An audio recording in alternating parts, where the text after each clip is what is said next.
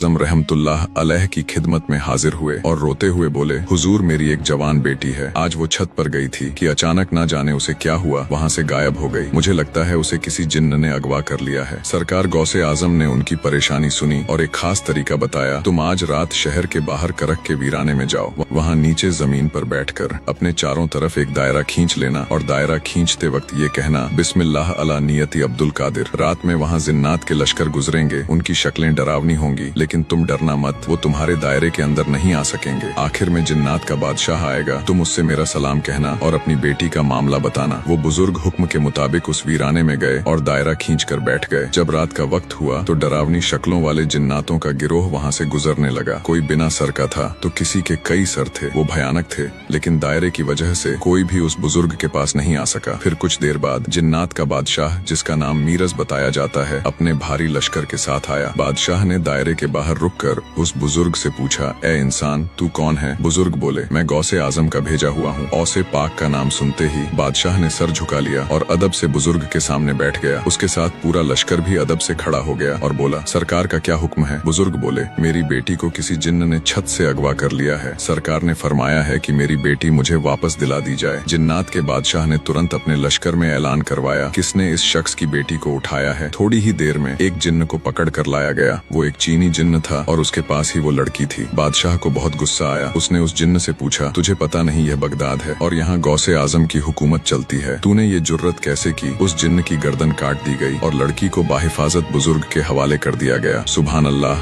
गौसे आजम का वो मर्तबा है जहाँ जिन्नात भी थर थर कांपते हैं।